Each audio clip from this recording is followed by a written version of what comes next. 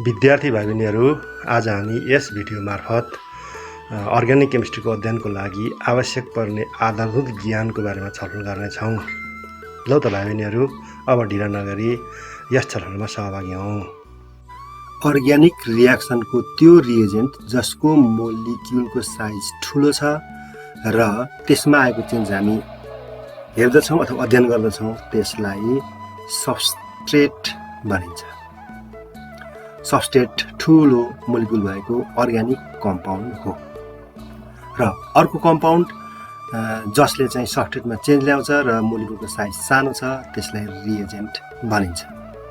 Methane र क्लोरिनको रियाक्सनमा मिथेनको मोलिक्युलको size ठुलो छ र क्लोरिनको सानो छ भने हामी मिथेनमा आएको परिवर्तन यहाँ हामी अध्ययन गर्दछौँ।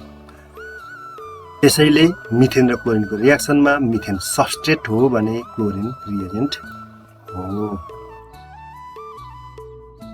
त्यस्तै मिथाइल ब्रोमाइडलाई एक्वस हाइड्रोक्सिल आयनसँग ट्रिट गर्दाखेरि कार्बन र ब्रोमिन बीचको बोन्ड ब्रेक हुन्छ र कार्बन र हाइड्रोक्सिल बीच बोन्ड क्रिएट हुन्छ। यहाँ मिथाइल ब्रोमाइड सबस्ट्रेट हो भने हाइड्रोक्सिल आयन रिएजेन्ट हो। बोन्ड ब्रेक हुन आवश्यक पर्ने इनर्जी अथवा बोन्ड फर्मेसन हुँदा उत्पन्न हुने इनर्जी, त्यस्तै इलेक्ट्रोनिक मुभमेन्ट र रेट अफ रियाक्सनको सिलसिलेवार डिस्क्रिप्सन अथवा सिक्वेन्सियल डिस्क्रिप्सनलाई नै रियाक्सन मेकानिजम भनिन्छ। अब यी तीनवटै स्टेपहरूको क्रमशः छलफल गरौँ। कोभ्यालेन्ट बोन्ड क्लिभेज हुँदा अथवा टुक्रिँदाखेरि कि त होमोलाइटिक क्लिभेज अथवा विभाजन हुन्छ कि त हेटेरोलाइटिक क्लिभेज वा विभाजन हुन्छ। कोभ्यालेन्ट बोन्डको होमोलाइटिक विभाजन हुँदा कोभ्यालेन्ट बोन्ड यसरी विभाजन हुन्छ कि छुटिएका दुईवटा एटमहरूले बोन्ड पेयर इलेक्ट्रोनमध्ये एक वटा इलेक्ट्रोनहरू प्राप्त गर्दछन्। यसमा हाफ हेडेड एरोले सिङ्गल इलेक्ट्रोनको मुभमेन्टलाई देखाउने गरिन्छ। कोभ्यालेन्ट बोन्डको होमोलाइटिक विभाजन हुँदा दुईवटा सिङ्गल इलेक्ट्रोन भएको एटम अथवा एटमहरूको समूह बन्दछ, जसलाई फ्री रेडिकल भनिन्छ। यस्ता फ्री रेडिकलहरूमा एउटा अथवा सिङ्गल अनपेयर इलेक्ट्रोन हुने भएकोले यिनीहरू हाइली रियाक्टिभ हुन्छन्। जस्तै उदाहरणको लागि हिट अथवा लाइटको इन्फ्लुएन्समा क्लोरिन मोलिक्युलमा होमोलाइटिक क्लिभेज भई दुईवटा क्लोरिन फ्री रेडिकलहरू बन्न पुग्दछन्। सिङ्गल इलेक्ट्रोन भएको कार्बनसँग जोडिएका अल्काइल ग्रुपहरूको सङ्ख्याको आधारमा अल्काइल फ्री रेडिकलहरू प्राइमरी, सेकेन्डरी र टर्सरी गरी तीन प्रकारका हुन्छन्। अल्काइल फ्री रेडिकलमा सिङ्गल इलेक्ट्रोन भएको कार्बनसँग जति धेरै अल्काइल ग्रुप जोडिएको हुन्छ त्यो त्यति नै धेरै स्टेबल हुन्छ। तसर्थ प्राइमरी अल्कोहल सबैभन्दा कम स्टेबल र टर्सरी अल्कोहल सबैभन्दा बढी स्टेबल रहेको हुन्छ। तर मिथाइल फ्री रेडिकलमा कुनै पनि अल्काइल ग्रुप नजोडिएको हुनाले यो अल्काइल फ्री रेडिकलमा सबैभन्दा अनस्टेबल हुन्छ। त्यस्तो अर्ग्यानिक रियाक्सन जसमा कोभ्यालेन्ट बोन्डको होमोलाइटिक विभाजन भई फ्री रेडिकल बन्दछ, त्यस्तो रियाक्सनलाई होमोलाइटिक रियाक्सन अथवा फ्री रेडिकल रियाक्सन भनिन्छ। हेटेरोलाइटिक विभाजन होमोलाइटिक विभाजनको जस्ट अपोजिट प्रकारको विभाजन हो। कोभ्यालेन्ट बोन्डको हेटेरोलाइटिक क्लिभेज हुँदा बोन्ड पेयर इलेक्ट्रोन दुईवटा एटमहरूमध्ये मोर इलेक्ट्रोन नेगेटिभ एटमतिर जान्छ। तसर्थ हेटेरोलाइटिक क्लिभेज पछि जुन एटमले बोन्ड पेयर इलेक्ट्रोन गुमाउँछ त्यसमा सेक्टेड इलेक्ट्रोनिक स्ट्रक्चर हुन्छ र त्यसमा पोजिटिभ चार्ज डेभलप हुन्छ।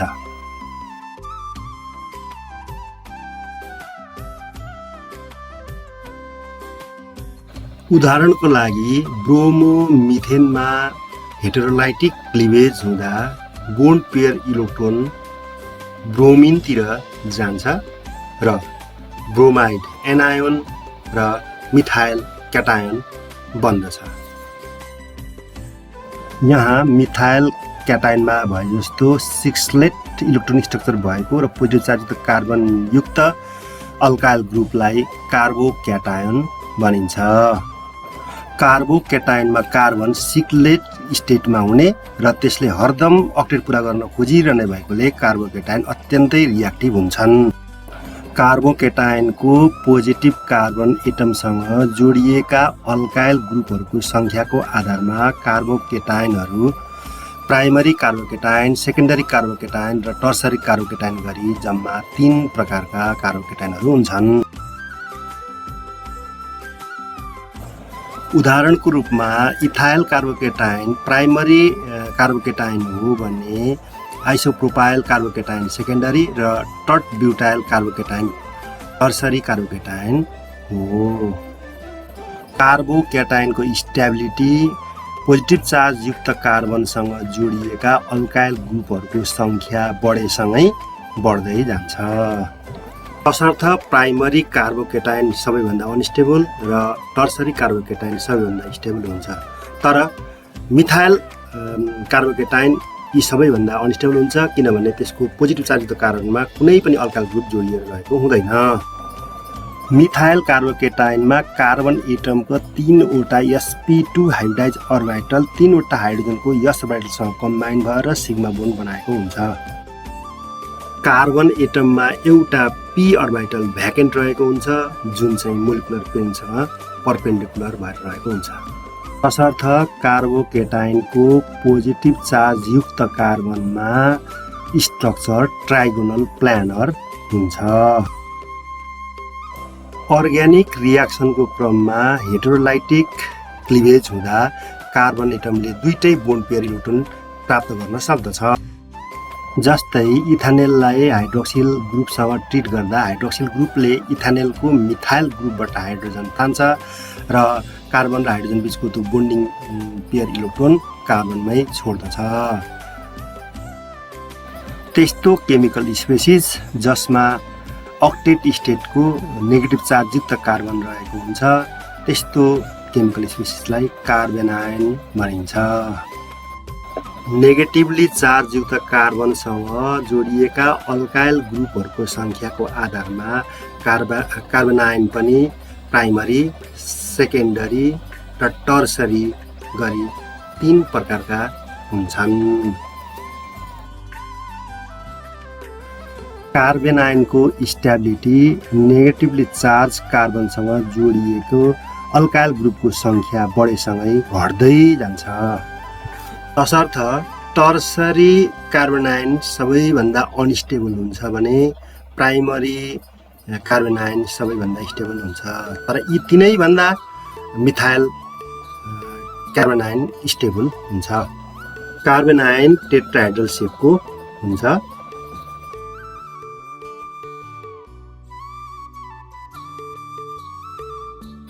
त्यस्ता अर्ग्यानिक रियाक्सनहरू जसमा कोभ्यालेन्ट बोन्डको हेटेरोलाइटिक क्लिभेज हुन्छ त्यस्तो रियाक्सनलाई हेटेरोलाइटिक रियाक्सन वा आयनिक रियाक्सन भनिन्छ।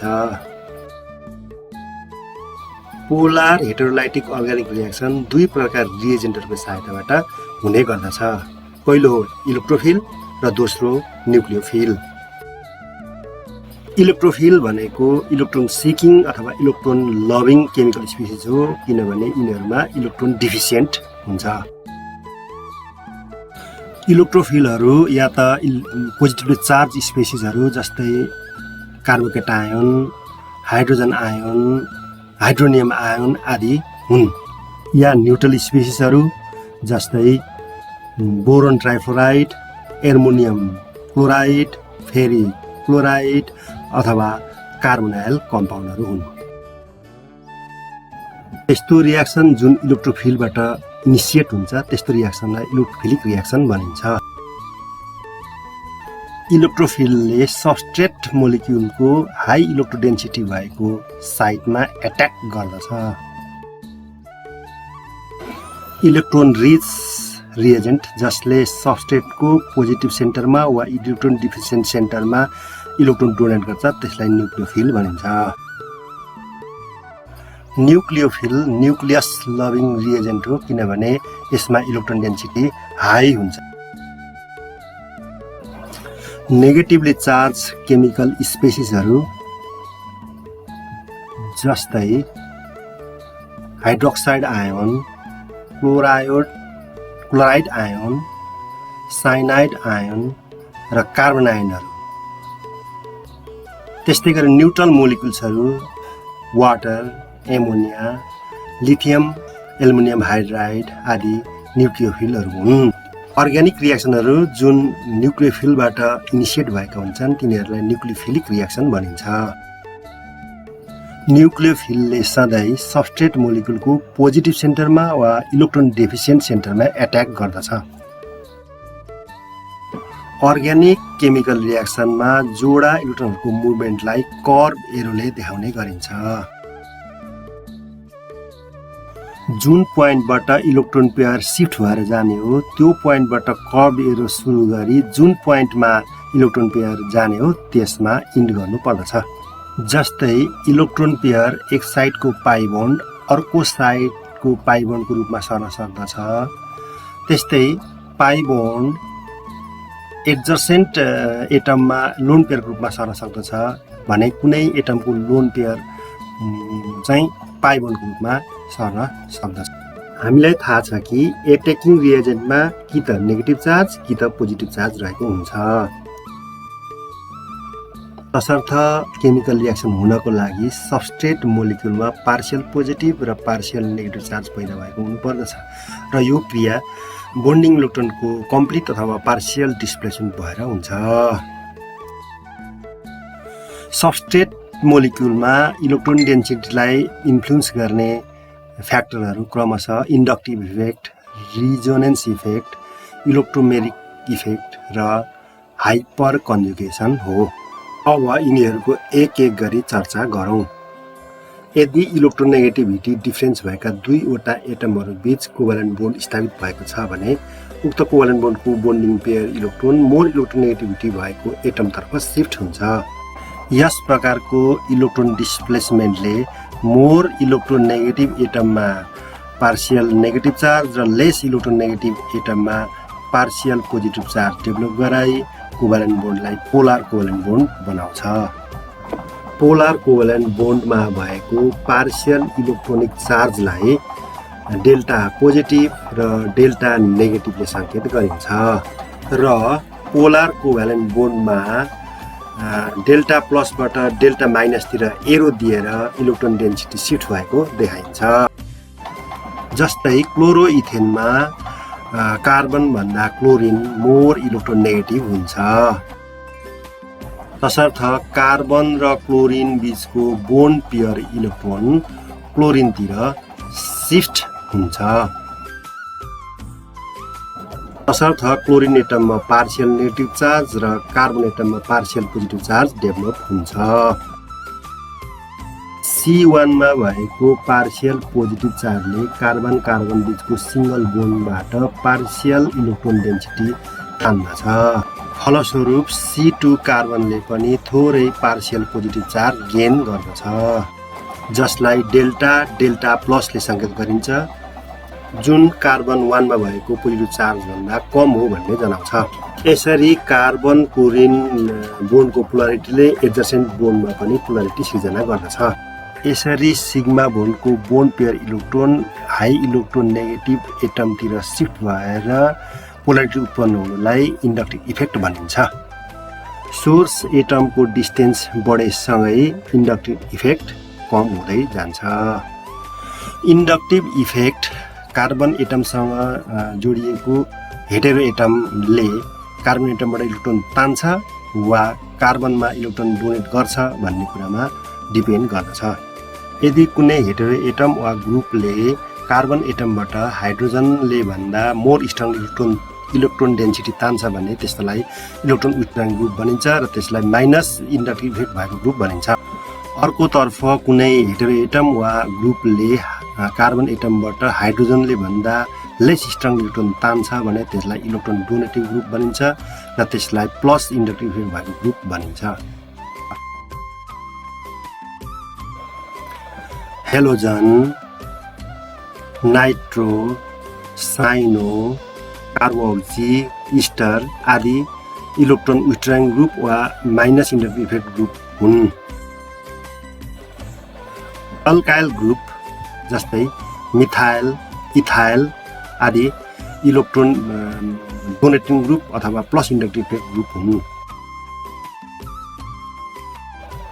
अब अर्को महत्त्वपूर्ण इफेक्ट रिजोनेन्स इफेक्टको बारेमा चर्चा गरौँ।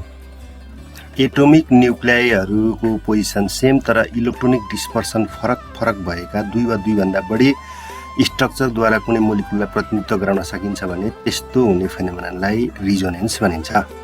रिजोनेन्सको कारणले इलेक्ट्रोनिक क्लाउड पुरा मोलिकुलभरि डिलोकलाइज हुन्छ, त्यसले मोलिकुलको पोलारिटीलाई असर गर्दछ। कन्जुगेट पाई बोन्डहरू र कन्जुगेट लोन पेयर इलेक्ट्रोन र पाई बोन्डहरूमा इलेक्ट्रोनको डिलोकलाइजेसनको कारण यदि मोलिकुलमा हाई अथवा लो पोलारिटी डेभलप हुन्छ भने त्यसलाई मेसोमेरिक इफेक्ट अथवा रिजन इफेक्ट भनिन्छ। यसलाई आर वा यम इफेक्टले सङ्केत गरिन्छ, जनाउने गरिन्छ। रेजोनेन्स इफेक्ट दुई प्रकारको हुन्छ, पोजिटिभ रिजोनेन्स इफेक्ट र नेगेटिभ रिजोनेन्स इफेक्ट। कुनै हेटेरो एटममा भएको लोन पेयर इलेक्ट्रोन कन्जुगेट सिस्टममा डिलोकलाइज भई कार्बनलाई पोजिटिभ सेन्टर बनाउँछ भने त्यसलाई पोजिटिभ मेसोमेरिक इफेक्ट अथवा रिजोनेन्स इफेक्ट भनिन्छ। Halogen, amino group, hydroxyl group, methoxy group आदि केही पोजिटिभ रिजोनेन्स इफेक्ट ग्रुप हुन्। मोनोसब्स्टिट्युटेड बेन्जिनमा पोजिटिभ रिजोनेन्स इफेक्ट ग्रुपले अर्थो र पारा पोजिसनमा इलेक्ट्रोन डेन्सिटी बढाउँछ। जस्तै एनिलिनमा नाइट्रोजनको लोन पेयर इलेक्ट्रोन बेन्जिन रिङको पाई इलेक्ट्रोनसँग डिलोकलाइज हुन्छ र अर्थो र पारा पोजिसनमा इलेक्ट्रोन डेन्सिटी इन्क्रिज हुन्छ। कन्जुगेट सिस्टमबाट इलेक्ट्रोन डिलोकलाइज भई कुनै हेटेरोएटमतिर सर्छ र कार्बन एटममा इलेक्ट्रोन डिफिसियन्ट सेन्टर बन्दछ भने त्यसलाई नेगेटिभ मेसोमेरिक इफेक्ट अथवा नेगेटिभ रिजोनेन्स इफेक्ट भनिन्छ। यसलाई -R अथवा -M इफेक्ट पनि भनिन्छ। नाइट्रो ग्रुप, साइनो ग्रुप र कार्बोनाइल ग्रुप केही नेगेटिभ रिजोनेन्स इफेक्ट ग्रुपका उदाहरणहरू हुन्। नेगेटिभ रिजोनेन्स इफेक्ट ग्रुपले मोनोसब्स्टिट्युएन्ट बेन्जिन रिङको अर्थो र पारा पोजिसनमा इलेक्ट्रोन डेन्सिटी घटाउँछ र तिनीहरूलाई पोजिटिभ सेन्टर बनाउँछ। जस्तै नाइट्रोबेन्जिनमा नाइट्रोजनले बेन्जिन रिङको अर्थो र पारा पोजिसनबाट इलेक्ट्रोन डेन्सिटीलाई विथड्र गर्छ र त्यहाँ इलेक्ट्रोन डिफिसियन्ट सेन्टर बनाउँछ।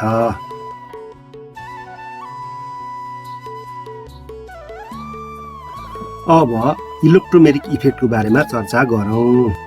इलेक्ट्रोमेरिक इफेक्ट एउटा टेम्पोररी इफेक्ट हो। यो इफेक्ट एट्याकिङ रिएजेन्टको उपस्थितिमा मल्टिपल बोन्ड भएको सबस्ट्रेटमा देखा पर्दछ।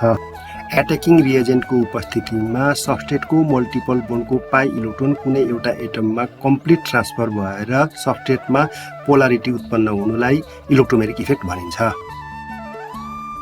तर एउटा नोट गर्नुपर्ने कुरा के छ भने यदि एट्याकिङ रिएजेन्ट हटायो भने सबस्ट्रेटमा यो इलेक्ट्रोमेरिक इफेक्ट पनि आफै हटेर जान्छ। यो इफेक्टलाई ले सङ्केत गरिन्छ र यस इफेक्टमा हुने इलेक्ट्रोनको सिफ्टलाई कर्भ एरोले जनाउने गरिन्छ। इलेक्ट्रोमेरिक इफेक्ट दुई प्रकारको हुन्छ, पहिलो पोजिटिभ इलेक्ट्रोमेरिक इफेक्ट र दोस्रो नेगेटिभ इलेक्ट्रोमेरिक इफेक्ट। सबस्ट्रेटको मल्टिपल बोन्डको पाई इलेक्ट्रोन जुन एटममा सिफ्ट भएको हुन्छ त्यही एटममा एट्याकिङ एजेन्ट एट्याच हुन्छ भने त्यसलाई पोजिटिभ इलेक्ट्रोमेरिक इफेक्ट भनिन्छ। जस्तै अल्किनमा एसिड मोलिक्युल एड हुँदा डबल बोन्डको पाई इलेक्ट्रोन जुन कार्बनमा सिफ्ट भएको हुन्छ त्यही कार्बनमा हाइड्रोजन प्लस आयन एड हुन्छ। यो पोजिटिभ मेसोमेरिक इफेक्टको उदाहरण हो। सबस्ट्रेटको मल्टिपल बोन्डको पाई इलेक्ट्रोन जुन एटममा ट्रान्सफर हुन्छ त्यो एटममा होइन अर्को एटममा एट्याकिङ रिएजेन्ट एट्याच हुन्छ भने त्यसलाई नेगेटिभ इलेक्ट्रोमेरिक इफेक्ट भनिन्छ। जस्तै अल्किनमा साइनाइड आयन एट्याच हुँदा साइनाइड आयन त्यो कार्बन एटममा एट्याच हुन्छ जुन कार्बन एटममा डबल बोन्डको पाई इलेक्ट्रोन सिफ्ट भएको हुँदैन। यो नेगेटिभ इलेक्ट्रोमेरिक इफेक्टको उदाहरण हो। अब हाइपर कन्जुगेसन भनेको के हो र यसले विभिन्न केमिकल स्पेसिसहरूको स्टेबिलिटीमा कसरी असर गर्दछ भन्ने कुरा हेरौँ। कार्बोक्याटायनको भ्याकेन्ट p अर्बिटल अथवा अल्काइल फ्री रेडिकलको हाफ फिल पी अर्बिटल र एडजसेन्ट कार्बनको कार्बन हाइड्रोजन सिग्मा बोन्डको हुने डी लोकलाइजेसनलाई हाइपर कन्जुगेसन भनिन्छ। हाइपर कन्जुगेसन एउटा पर्मानेन्ट इफेक्ट हो। हाइपर कन्जुगेसन इफेक्टलाई व्याख्या गर्न उदाहरणको रूपमा इथाइल कार्बोकेटाइन लियौँ। इथाइल कार्बोकेटाइनमा पोजिटिभली चार्ज कार्बन एटममा एउटा इम्प्टी पी अर्बिटल हुन्छ। मिथाइल ग्रुपको एउटा CH सिग्मा बोन्ड र पोजिटिभ कार्बन एटमको भ्याकेन्ट पी अर्बिटल एउटै प्लेनमा पर्दछ। तसर्थ मिथाइल ग्रुपको कार्बन हाइड्रोजन सिग्मा बोन्डको सिग्मा इलेक्ट्रोन पोजिटिभ चार्ज कार्बनमा रहेको भ्याकेन्ट पी अर्बिटलसँग डिलोकलाइज हुन्छ। कार्बोकेटाइनमा हाइपर कन्जुगेसनको माध्यमबाट पोजिटिभ चार्ज एडजसेन्ट हाइड्रोजन एटमहरूमा डिस्पर्स हुन्छ, जसले कार्बोकेटाइनलाई स्टेबल बनाउँदछ। यसरी हाइपर कन्जुगेसनको कारणबाट कार्बोकेटाइनहरू स्टेबलाइज हुन्छन्। कार्बोकेटाइनको पोजिटिभ चार्जयुक्त कार्बनमा जति धेरै अल्काइल ग्रुप एट्याच भएको हुन्छ त्यति नै धेरै हाइपर कन्जुगेसन इन्ट्रेक्सन हुन्छ र त्यति नै धेरै त्यो कार्बोकेटाइन स्टेबल हुन्छ। तसर्थ टर्सरी कार्बोकेटाइनमा पोजिटिभ चार्जयुक्त कार्बनसँग 3वटा अल्काइल ग्रुप जोडिएको हुन्छ, जुन 2वटा अल्काइल ग्रुप जोडिएको सेकेन्डरी कार्बोकेटाइन भन्दा मोर स्टेबल हुन्छ। त्यसै गरी सेकेन्डरी कार्बोकेटाइन प्राइमरी कार्बोकेटाइन भन्दा मोर स्टेबल हुन्छ। तसर्थ कार्बोकेटाइनहरूको स्टेबिलिटी टर्सरी कार्बोकेटाइनदेखि मिथाइल कार्बोकेटाइनसम्म क्रमशः बढ्दै जान्छ। हाइपर कन्जुगेसन कन्सेप्टको आधारमा कुनै ओलेफिन अथवा अल्किनहरूको स्टेबिलिटीको बारेमा व्याख्या गर्न सकिन्छ। जस्तै प्रोपिन र इथिनमा प्रोपिन मोर स्टेबल हुन्छ, किनभने प्रोपिनमा 3वटा हाइपर कन्जुगेटेड HC बोन्ड रहेको हुन्छ। प्रोपिनको रिजोनेटिङ स्ट्रक्चर हेऱ्यो भने त्यहाँ मिथाइल ग्रुपको कार्बन र एउटा हाइड्रोजन बीच कुनै डिफिनाइट बोन्ड बनेको हुँदैन। तसर्थ हाइपर कन्जुगेसनलाई नो बोन्ड रिजोनेन्स पनि भन्ने गरिन्छ। अर्ग्यानिक कम्पाउन्डको नेचर र त्यसमा भएको इम्प्युरिटिजको आधारमा अर्ग्यानिक कम्पाउन्डहरूलाई निम्न 5वटा विधिबाट प्युरिफाई गर्न सकिन्छ। तिनीहरू क्रमशः सब्लिमेसन, क्रिस्टलाइजेसन, डिस्टिलेसन, डिफरेन्सियल एक्सट्र्याक्सन र क्रोमाटोग्राफी हुन्। यहाँ हामी सब्लिमेसन, क्रिस्टलाइजेसन र डिस्टिलेसन 3वटा विधिको मात्र छलफल गर्नेछौँ। सब्लिमेन्ट अर्ग्यानिक सोलिड सब्स्टेन्सको प्युरिफिकेसन गर्न सब्लिमेसन टेक्निक अपनाइन्छ। हामीलाई थाहा छ सोलिडलाई हिट गर्दा त्यो लिक्विडमा परिणत नभइकन डाइरेक्ट ग्यासमा परिणत हुने प्रोसेसलाई सब्लिमेसन भनिन्छ। यो प्रोसेस सब्लिमेबल कम्पाउन्डबाट नन सब्लिमेबल इम्प्युरिटिज हटाउनको लागि प्रयोग गरिन्छ। यो प्रोसेसमा इम्प्योर सब्स्टेन्सलाई एउटा डिस्कमा राखिन्छ र त्यसलाई फिल्टर पेपरले छोपी त्यसलाई फनेलले छोपिन्छ र फनेलको मुखलाई कटनको टुक्राले बन्द गरिन्छ। त्यसपछि त्यसलाई हिट गरिन्छ। यसरी हिट गर्दा भोलाटाइल सोलिड अर्ग्यानिक सब्स्टेन्स भ्यापोरमा चेन्ज हुन्छ र फिल्टर पेपरको वालबाट छिरेर फनेलको वालमा आएर टाँसिन पुग्दछ र नन भोलाटाइल इम्प्युरिटिज चाहिँ डिस्कमै रहिरहन्छ। यस विधिबाट आयोडिन, क्याम्फोर, नेप्थलिन, बेन्जोइक एसिड जस्ता भोलाटाइल सोलिडहरू प्युरिफाई गर्न सकिन्छ।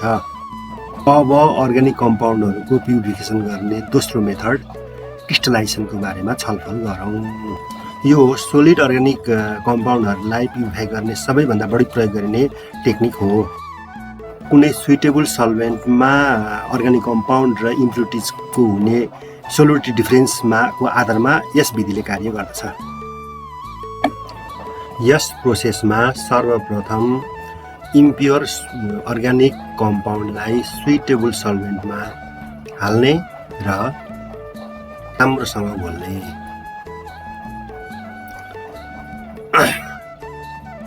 यसरी राम्रोसँग घोलिसकेपछि त्यसलाई हिट गर्ने र लगभग स्याचुरेटेड सोलुसन बनाउने।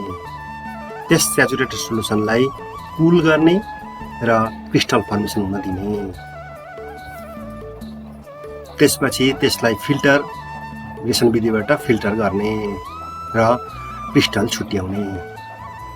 त्यस क्रिस्टललाई प्योर सल्भेन्टले 1-2 पल्ट धुने र त्यसलाई फिल्टरको फोल्डमा राखेर थिचेर सुकाउने र एयर ओभनमा राखी राम्रोसँग त्यो क्रिस्टललाई सुकाउनु पर्दछ।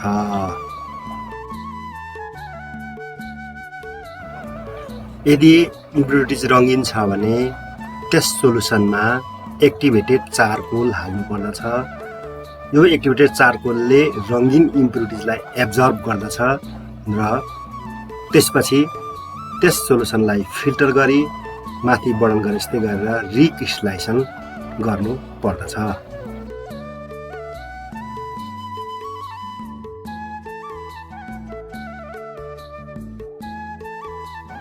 अब डिस्टिलेसन प्रोसेसको बारेमा चर्चा गरौँ। भोलाटाइल लिक्विडबाट नन भोलाटाइल इम्प्युरिटिज हटाउन र बोइलिङ पोइन्ट हाइली डिफरेन्स भएका लिक्विडहरूलाई छुट्याउन यो डिस्टिलेसन विधि प्रयोग गरिन्छ।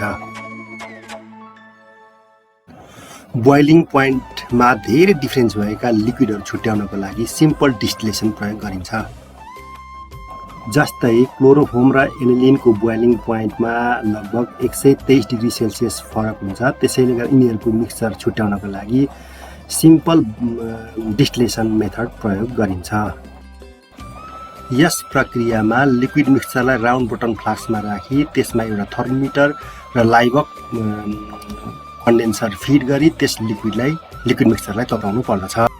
यसरी हिट गर्दा सर्वप्रथम कम बोइलिङ पोइन्ट भएको लिक्विड उम्लन्छ र कन्स्ट्यान्ट टेम्परेचरमा उक्त लिक्विड पुरै भ्यापोरमा चेन्ज हुन्छ। उक्त भ्यापोर कन्डेन्सरमा जान्छ र त्यहाँ चिसो भएर लिक्विडमा परिणत हुन्छ र जुन लिक्विड कन्डेन्सरको तल रहेको रिसिभरमा जम्मा हुन्छ। त्यसपछि हाई बोइलिङ पोइन्ट भएको लिक्विडको भ्यापोर बन्दछ र त्यसलाई पनि हामी रिसिभरमा कलेक्ट गर्न सक्दछौँ। बोइलिङ पोइन्ट धेरै नभएका लिक्विडहरूको मिक्सचरलाई हामी सिम्पल डिस्टिलेसन मेथडबाट छुट्याउन सक्दैनौँ। त्यस्ता बोइलिङ पोइन्टको डिफरेन्स कम भएका लिक्विडहरूको मिक्सचरलाई छुट्याउनको लागि फ्र्याक्सनल डिस्टिलेसन टेक्निकको प्रयोग गर्नुपर्दछ। यस टेक्निकमा राउन्ड बटन फ्लास्कको मुखमा एउटा लामो फ्र्याक्सनेटिङ कोलम फिट गर्नुपर्दछ। फ्र्याक्सनेटिङ कोलमको उद्देश्य भनेको यसले भ्यापोरको कुलिङ एरिया बढाउनु र भ्यापोरलाई माथि चढ्न अवरोध गर्नु हो। यस प्रक्रियामा लिक्विड भ्यापोरले कन्डेन्स हुनुभन्दा अगाडि फ्र्याक्सनेटिङ कोलम पार गर्नुपर्दछ। जब लिक्विड बोइल हुन्छ मोर भोलाटाइल लिक्विडको भ्यापोर माथि र कम भोलाटाइल लिक्विडको भ्यापोर तल रहन्छ। लो भोलाटाइल लिक्विडको भ्यापोरले हिट छोडी कन्डेन्स हुन्छ, जुन हिटले हाई भोलाटाइल लिक्विडको भ्यापोरलाई अझ फ्र्याक्सनेटिङ कोलममा माथि चढ्नको लागि सहयोग गर्दछ र कन्डेन्सरमा गई कन्डेन्स भएर लिक्विडमा परिणत हुन्छ, जुन रिसिभरमा हामी कलेक्ट गर्न सक्छौँ।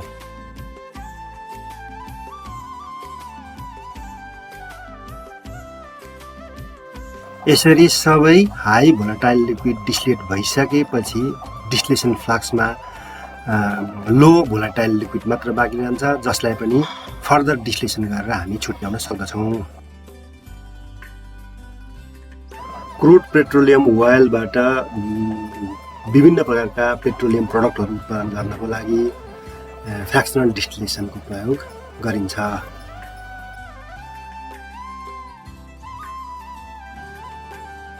यदि अर्ग्यानिक लिक्विडको बोइलिङ पोइन्ट अत्यन्तै हाई छ अथवा अर्ग्यानिक लिक्विड त्यसको बोइलिङ पोइन्टमा डिकम्पोज हुन्छ भने त्यस्तो अवस्थामा प्युरिफिकेसन गर्नको लागि डिस्टिलेसन इन रिड्युस प्रेसर भन्ने अर्को टेक्निक प्रयोग गर्नुपर्दछ। यस प्रक्रियामा लिक्विड मिक्सचर माथिको एटमोस्फेरिक प्रेसर वाटर पम्प अथवा भ्याकुम पम्पको सहायताबाट घटाउनु पर्दछ। हामीलाई थाहा छ कुनै लिक्विडको भ्यापर प्रेसर त्यस लिक्विड माथिको एटमोस्फेरिक प्रेसर जति छ त्यति नैसँग बराबर भएपछि त्यो लिक्विड उम्लिन थाल्दछ। तसर्थ लिक्विड माथिको एटमोस्फेरिक प्रेसर घटाएर त्यस लिक्विडको बोइलिङ पोइन्टलाई घटाउन सकिन्छ। साबुन फ्याक्ट्रीमा ग्लिसरोल यही विधिबाट एक्सट्र्याक्ट गर्ने गरिन्छ। वाटरमा इन्सोलुबल र स्टिम भोलाटाइल हुने अर्ग्यानिक कम्पाउन्डहरूलाई एक्सट्र्याक्ट गर्नको लागि स्टिम डिस्टिलेसन भन्ने अर्को डिस्टिलेसन विधि प्रयोग गरिन्छ। यस प्रोसेसमा स्टिम भोलाटाइल इम्प्योर लिक्विडलाई हिटेड राउन्ड बटन फ्लास्कमा राखिन्छ र त्यसमा स्टिम जेनेरेटरबाट स्टिम पठाइन्छ। त्यस स्टिमले स्टिम भोलाटाइल लिक्विडलाई भ्यापोरमा चेन्ज गर्छ र स्टिम तथा कम्पाउन्डको भ्यापोर कन्डेन्सरमा गई कन्डेन्स भएर रिसिभरमा जम्मा हुन्छ।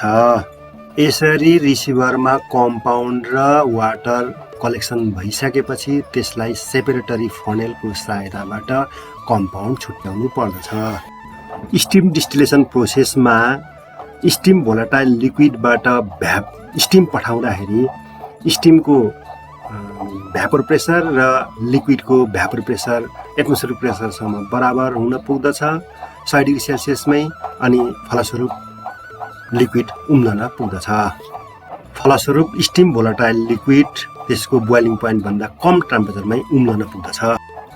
यदि कुनै मिक्सचरको एउटा कम्पोनेन्ट वाटर र अर्को वाटर इन्सोलुबल तर स्टिम भोलाटाइल छ भने त्यसलाई छुट्याउनको लागि त्यसलाई लगभग 373 केल्भिनसम्म तताउनु पर्दछ। जस्तै एनिलिन वाटरको मिक्सचरबाट एनिलिन स्टिम डिस्टिलेसन मेथड प्रयोग गरी छुट्याइन्छ।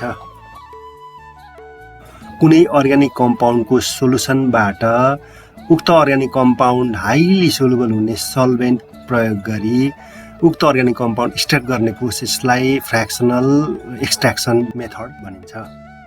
यस प्रोसेसको बेसिक रिक्वायरमेन्ट भनेको सोलुसनमा प्रयोग भएको सल्भेन्ट र पछि प्रयोग गरिएको सल्भेन्ट आपसमा इमिसेबल इन्सोलुबल हुनु पर्यो ताकि सेपरेटरी फनेलको सहायताले ती दुईटालाई पछि सजिलैसँग छुट्याउन सक्नु पर्दछ। डिफ्रेन्टियल एक्सट्र्याक्सन अथवा फ्र्याक्सनल एक्सट्र्याक्सन सेपरेटरी फनेलको सहायताबाट गरिन्छ। सामान्यतया यस मेथडमा अर्ग्यानिक कम्पाउन्डको एक्वस सोलुसनलाई सेपरेटिङ फ्यानलमा राखिन्छ। त्यसपछि त्यस फनेलमा सुइटेबल अर्ग्यानिक सल्भेन्ट मिसाइन्छ। त्यसपछि सेपरेटिङ फनेलमा भएको त्यस मिक्सचरलाई केही बेर राम्रोसँग हल्लाइन्छ र स्वतन्त्र रूपमा छोडिन्छ। यसरी स्वतन्त्र छोड्दा सेपरेटिङ फनेलमा अर्ग्यानिक सल्भेन्टको लेयर र एक्वस लेयर प्रष्ट छुट्टिन्छ। अर्ग्यानिक कम्पाउन्ड पानीमा भन्दा अर्ग्यानिक सल्भेन्टमा मोर सोल्युबल हुने भएकोले त्यो अर्ग्यानिक सल्भेन्टतिर जान्छ। यदि अर्ग्यानिक सल्भेन्ट वाटरभन्दा गरुङ्गो छ भने त्यो सेपरेटरी फनेलमा लोवर लेयरको रूपमा रहन्छ। सेपरेटिङ फनेलमा भएको दुईवटा सेपरेट लेयरलाई स्टप कर्क खोलेर चाहिँ हामी सेपरेटली कलेक्ट गर्न सक्दछौँ। अब डिस्टिलेसन विधिको प्रयोग गरेर अर्ग्यानिक सल्भेन्ट र अर्ग्यानिक कम्पाउन्ड छुट्याउन सकिन्छ। अर्ग्यानिक कम्पाउन्डको एक्वस सोलुसनबाट धेरै अर्ग्यानिक कम्पाउन्ड प्राप्त गर्नुपर्ने छ भने यस्तो प्रोसेस एकपटक होइन धेरै पटक दोहोऱ्याउनु पर्दछ। यसको लागि अर्ग्यानिक सल्भेन्ट थोरै पटक हालेर निरन्तर दोहोऱ्याइरहनु पर्दछ।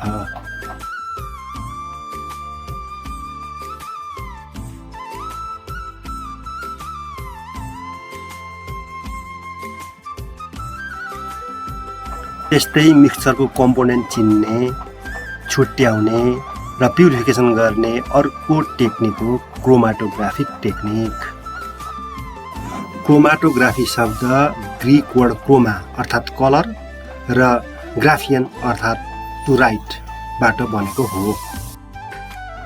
यस टेक्निकको प्रिन्सिपल भनेको मोबाइल फेजको सहायताबाट स्टेसनरी फेजमा मिक्सचरलाई फ्लो गराउँदा मिक्सचरमा भएको कम्पोनेन्टहरूलाई त्यस स्टेसनरी फेजले डिफ्रेन्ट एफिनिटीले तान्दछ र तिनीहरू छुट्टिन पुग्दछन् भन्ने हो।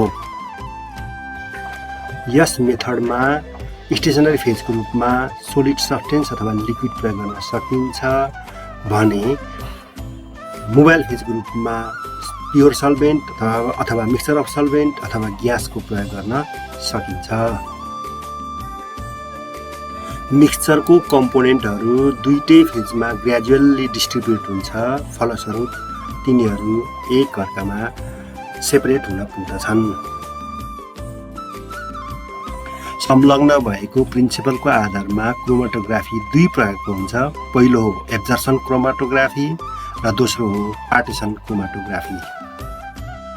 सिलिका जेल वा एल्युमिनियम जस्ता एब्जर्बेन्टहरूले मिक्सचरमा भएका डिफ्रेन्ट कम्पोनेन्टहरूलाई डिफ्रेन्ट एफिनिटीले एब्जर्ब गर्दछ भन्ने सिद्धान्तको आधारमा आधारित एब्जर्बेन्ट क्रोमाटोग्राफी हुन्छ। जब मोबाइल फेजलाई स्टेसनरी फेजमा फ्लो गराइन्छ तब मिक्सचरका कम्पोनेन्टहरू फरक फरक रेटमा अगाडि बढ्दछन्, फलस्वरूप तिनीहरू छुटिन पुग्दछन्। एब्जर्सन क्रोमाटोग्राफी पनि निम्न दुई प्रकारको हुन्छ। पहिलो हो कोलम क्रोमाटोग्राफी र दोस्रो हो थिन लेयर क्रोमाटोग्राफी। कोलम क्रोमाटोग्राफीमा सर्वप्रथम ग्लास ट्युबमा सिलिका जेल अथवा एल्युमिनियम जस्ता एब्जर्बेन्ट भरिन्छ, जुन स्टेसनरी फेज हो। त्यसपछि त्यस स्टेसनरी फेजको टपबाट छुट्याउनु पर्ने मिश्रणलाई त्यसमा हालिन्छ। एब्जर्बेन्ट कोलमले सबै मिक्सचरलाई शोषण गरिसकेपछि माथिबाट सल्भेन्ट अथवा मिक्सचर अफ सल्भेन्टलाई बिस्तारै हाल्नुपर्छ र रन हुन दिनुपर्छ, कोलममा रन हुन दिनुपर्दछ। इल्युसनको क्रममा मिक्सचरका कम्पोनेन्टहरू एब्जर्प्सन स्टेन्टको आधारमा इल्युटेट हुँदै तल तल जान्छन्।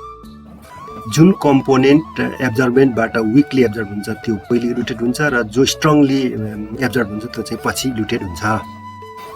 फलस्वरूप स्टेसनरी फेजमा केही डिस्टेन्स पार गरिसकेपछि मिक्सचरका कम्पोनेन्टहरू पूर्ण रूपमा सेपरेट हुन्छन् र फरक फरक ब्यान्ड बनाउँछन्। अब थिन लेयर क्रोमाटोग्राफीको बारेमा छलफल गरौँ। थिन लेयर क्रोमाटोग्राफीमा ग्लास प्लेटमा तयार गरिएको एब्जर्बेन्टको थिन लेयरको सहायताबाट कुनै मिक्सचरको कम्पोनेन्टहरू छुट्याई त्यसको पहिचान गरिन्छ।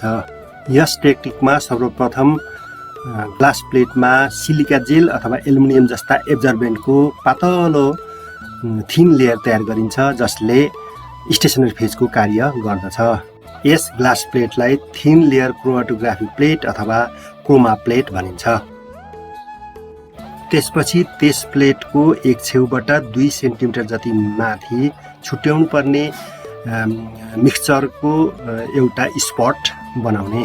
त्यसपछि त्यस प्लेटलाई इल्युएन्ट भएको बिकरमा स्पटलाई इल्युएन्टले नछुने गरी राख्ने। जब एब्जर्बेन्टको थिन लेयरमा इल्युटिङ सल्भेन्ट माथि चढ्दै जान्छ, त्यसले मिक्सचरको कम्पोनेन्टहरूलाई पनि बगाउँदै लिएर जान्छ, फलस्वरूप ती मिक्सचरका कम्पोनेन्टहरू एक आपसमा छुटिन पुग्दछन्। मिक्सचरको हरेक कम्पोनेन्टको रिलेटिभ एब्जर्सनलाई रिटार्डेसन फ्याक्टर अथवा आरएफ फ्याक्टरले जनाउने गरिन्छ।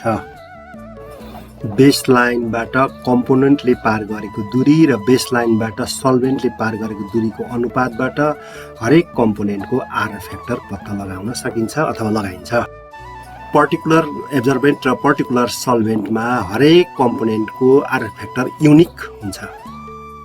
तसर्थ आरएफ फ्याक्टरको अध्ययन गरेर कुनै मिक्सचरमा भएको अननोन कम्पोनेन्टको पहिचान गर्न सकिन्छ। मिक्सचरका कम्पोनेन्टहरू बटमदेखि टपतर्फ विभिन्न स्पटको रूपमा छुट्टिएको देखिन्छ।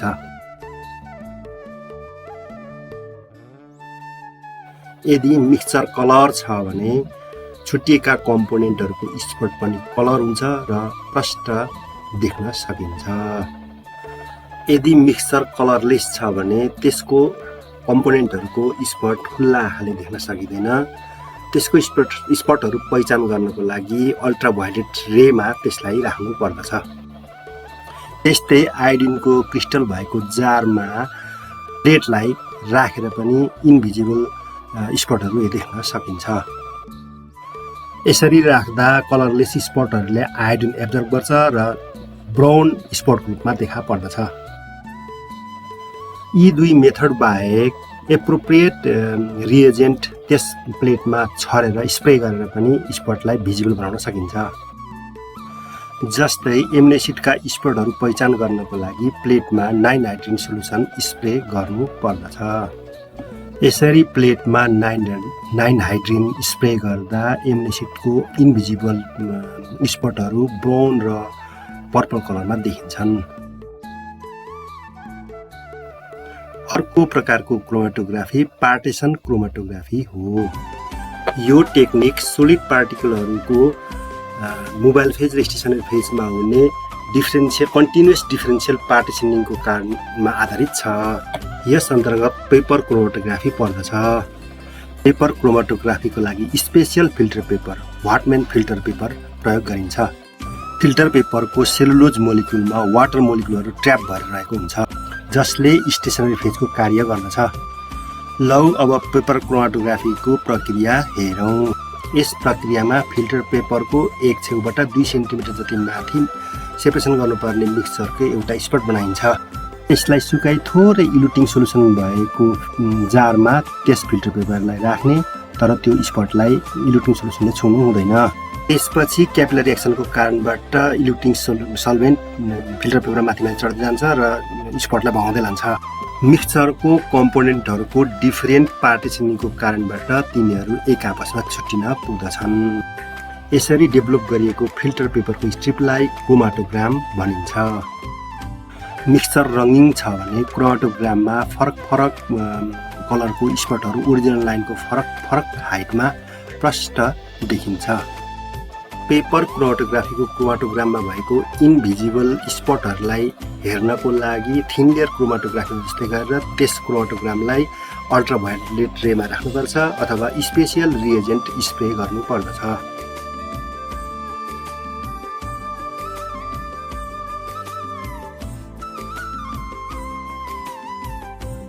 कार्बन र हाइड्रोजन अर्ग्यानिक कम्पाउन्डमा पाइने प्रमुख इलिमेन्टहरू हुन्। यी दुई इलिमेन्ट बाहेक अर्ग्यानिक कम्पाउन्डमा अन्य इलिमेन्टहरूमा पनि केही मात्रामा पाइन्छन्, जस्तै nitrogen, oxygen, sulphur, halogen, phosphorus आदि। क्वालिटेटिभ एनालाइसिसको सहायताबाट अर्ग्यानिक कम्पाउन्डमा कुन इलिमेन्टहरू रहेका छन् भन्ने कुरा पत्ता लगाउन सकिन्छ। अर्ग्यानिक कम्पाउन्डमा हाइड्रोजन र कार्बन छ भने कसरी डिटेक्ट गरिन्छ हेरौँ। यसको लागि कम्पाउन्डलाई क्युप्रिक अक्साइडसँग स्ट्रङली हिट गरिन्छ। यसरी कम्पाउन्डलाई क्युप्रिक अक्साइडसँग स्ट्रङली हिट गर्दा कम्पाउन्डमा भएको कार्बन डाइअक्साइडमा र हाइड्रोजन वाटरमा परिणत हुन्छ। यसरी कम्पाउन्ड र क्युप्रिक अक्साइडलाई स्ट्रङली हिट गरेर निस्किएको ग्यासलाई सर्वप्रथम एनहाइड्रस कपर सल्फेट र त्यस पछाडि लाइम वाटरबाट पास गराउनु पर्दछ। कलरलेस एनहाइड्रस कपर सल्फेटले ग्यासबाट वाटर मोलिकुलहरू एब्जर्ब गर्छ र ब्लूमा परिणत हुन्छ। यसले अर्ग्यानिक कम्पाउन्डमा हाइड्रोजन भएको पुष्टि गर्दछ। उक्त ग्यासलाई लाइम वाटरबाट पठाउँदा कलरलेस लाइम वाटर मिल्की हुन पुग्दछ। यो लाइम वाटर र कार्बन डाइअक्साइड बीच रियाक्सन भएर क्याल्सियम कार्बोनेट बनेको कारणले गर्दा मिल्की हुन गएको हो। यसले उक्त कम्पाउन्डमा कार्बन भएको पुष्टि गर्दछ। अब अर्ग्यानिक कम्पाउन्डमा अन्य इलिमेन्टहरू जस्तै नाइट्रोजन, सल्फर र हेलोजन कसरी डिटेक्ट गरिन्छ भन्ने चर्चा गरौँ। लेसाइन टेस्टको सहायताबाट अर्ग्यानिक कम्पाउन्डमा नाइट्रोजन, सल्फर र हेलोजन भए नभएको डिटेक्ट गरिन्छ। लेसाइन टेस्टमा सोडियमको सानो पिस एउटा फ्युजन ट्युब अथवा इग्निसन ट्युबमा हालिन्छ र त्यसलाई हिट गरिन्छ। त्यसपछि त्यसमा थोरै अर्ग्यानिक कम्पाउन्ड राखी त्यसलाई स्ट्रङली हिट गरेर रेड हट हुने गरी हिट गरिन्छ। उक्त रेड हट इग्निसन ट्युबलाई थोरै डिस्टिल वाटर भएको मोटरमा राखिन्छ। त्यसपछि त्यस इग्निसन ट्युबलाई पिस्टनको सहायताले राम्रोसँग पिन्नु पर्दछ। त्यसपछि मोटरमा भएको कन्टेन्टलाई फिल्टर पेपरको सहायताले फिल्टर गर्नुपर्दछ र फिल्टर गरी प्राप्त भएको फिल्ट्रेटलाई लेसाइन सोलुसन अथवा सोडियम एक्सट्र्याक्ट भनिन्छ।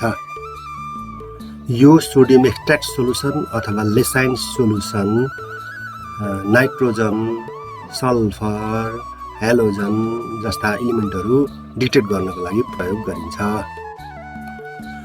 सोडियमसँग फ्युजन हुने क्रममा कम्पाउन्डमा भएको नाइट्रोजन, सल्फर र हेलोजन सोडियमसँग रियाक्सन गरेर क्रमशः सोडियम साइनाइड, सोडियम सल्फाइड र सोडियम हेलाइडमा परिणत हुन्छन्। अर्को शब्दमा भन्दा ती इलिमेन्टहरू तिनीहरूको आयनिक फर्ममा कन्भर्ट हुन्छन्। अर्ग्यानिक कम्पाउन्डमा भएको कार्बन र नाइट्रोजन एटम सोडियम एटमसँग कम्बाइन भएर सोडियम साइनाइड बन्दछ। यदि अर्ग्यानिक कम्पाउन्डमा सल्फर छ भने त्यो सोडियम सल्फाइडमा परिणत हुन्छ र अर्ग्यानिक कम्पाउन्डमा हेलाइड भए सम्बन्धित सोडियम हेलाइडहरू बन्दछ। नाइट्रोजनको डिटेक्सनको लागि एउटा सफा टेस्ट ट्युबमा थोरै सोडियम एक्सट्र्याक्ट राखी त्यसमा फेरस सल्फेटको क्रिस्टलहरू हालेर त्यसलाई उमाल्नु पर्दछ। त्यसपछि त्यसलाई कन्सन्ट्रेटेड सल्फ्युरिक एसिडको सहायताले एसिडिफाई गर्नु पर्दछ। यस अवस्थामा सोडियम साइनाइड फेरस सल्फेटसँग रियाक्सन गरेर सोडियम हेक्सासाइनोफ्लोरेट 2 बनाउँछ। त्यसपछि कन्सन्ट्रेटेड सल्फ्युरिक एसिडको सहायताले फेरस आयन फेरिक आयनमा अक्सिडाइज हुन्छ। यो फेरिक आयन सोडियम हेक्सासाइनोफेरेट 2 सँग रियाक्सन गरी फेरोफेरिक साइनाइड बनाउँछ जसको कलर पर्स्युम ब्लू हुन्छ। यो पर्स्युम ब्लू अथवा ग्रीन कलरेसनले अर्ग्यानिक कम्पाउन्डमा नाइट्रोजन भएको कन्फर्म गर्दछ। सोडियम एक्सट्र्याक्ट अथवा लेसाइन सोलुसन प्रयोग गरेर सल्फरको डिटेक्सन गर्ने 2वटा टेस्टहरू रहेका छन्। पहिलो टेस्ट लेड एसिटेट टेस्ट हो भने दोस्रो टेस्ट सोडियम नाइट्रोक्साइड टेस्ट हो। लेड एसिटेट टेस्टमा सर्वप्रथम सोडियम एक्सट्र्याक्टलाई सफा टेस्ट ट्युबमा राखी त्यसलाई एसिटिक एसिडद्वारा एसिडिफाइड गर्नुपर्दछ। त्यसपछि त्यसमा 1-2 ml लेड एसिटेट सोलुसन राख्नु पर्दछ।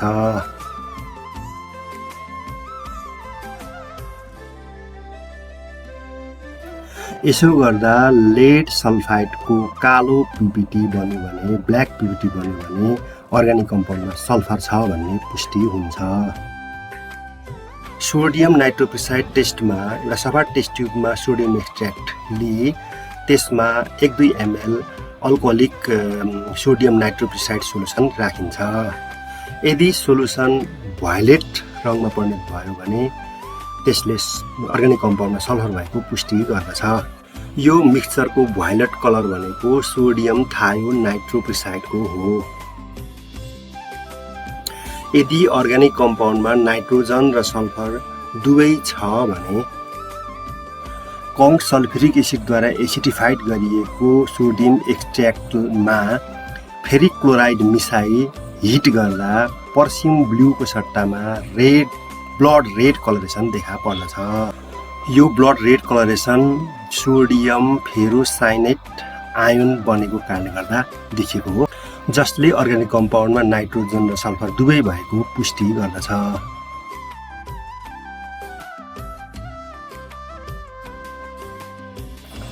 हेलोजन टेस्ट गर्नको लागि एउटा सफा टेस्ट ट्युबमा केही सोडियम एक्सट्र्याक्ट सोलुसन लिई त्यसमा डाइल्युट नाइट्रिक एसिड हालेर केही बेर राम्ररी उमाल्नु पर्दछ। त्यसपछि उक्त सोलुसनमा केही ड्रप सिल्भर नाइट्रेट सोलुसन हाल्नु पर्दछ। यसरी केही ड्रप सिल्भर नाइट्रेट सोलुसन मिसाइसकेपछि उत्पन्न भएको प्रेसिपिटेटले हेलोजेनको प्रेजेन्सलाई इन्डिकेट गर्दछ। व्हाइट प्रेसिपिटेट र एमोनियम हाइड्रोक्साइडमा डिजल्भ हुन्छ भने क्लोरिन भएको पुष्टि हुन्छ। यहाँ सिल्भर क्लोराइड बनेको कारणले गर्दाखेरि व्हाइट प्रेसिपिटेट देखिएको हो। यदि प्रेसिपिटेट हल्का पहेँलो र एमोनियम हाइड्रोक्साइडमा अलिअलि मात्रै घुल्छ भने यसले अर्ग्यानिक कम्पाउन्डमा ब्रोमिन भएको पुष्टि गर्दछ। यो पेल येल्लो कलरको प्रेसिपिटेट सिल्भर ब्रोमाइडको हो। यदि प्रेसिपिटेट गाढा पहेँलो र एमोनियम हाइड्रोक्साइड सोलुसनमा इन्सोलुबल छ भने यसले अर्ग्यानिक कम्पाउन्डमा आयोडिन भएको पुष्टि गर्दछ। यो गाढा पहेँलो प्रेसिपिटेट सिल्भर आयोडाइडको हो।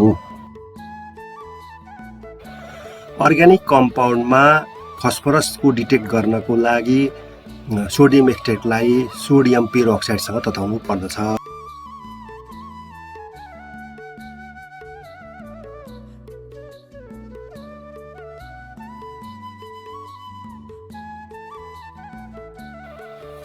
त्यसपछि त्यस सोलुसनमा थोरै पानी हाल्नु पर्दछ।